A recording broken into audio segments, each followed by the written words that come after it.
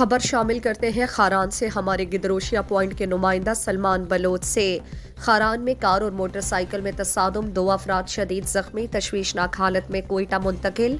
खारान शहर से 2 किलोमीटर के फासले पर वाक़ कोयटा खारान मेन शाहराह पर बाब खारान के करीब मोटरसाइकिल सवार और कार गाड़ी में तसादुम हुआ है, जिसके नतीजे में 2 अफराद मोटरसाइकिल इबादुल्ला वल्द अब्दुल मन्नान कौम सियापात साकिन कली करीम बख्श खारान, जबकि कार सवार राजेश कुमार सिकना नोश की जख्मी हुए हैं।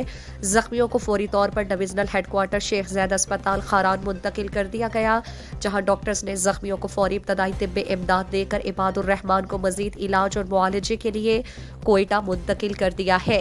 दूसरी जानिब खारान में हादसे का शिकार कार गाड़ी और मोटरसाइकिल को तहवील में ले लिया और हादसे की वजूहात जानने के लिए तफ्तीश शुरू कर दी है।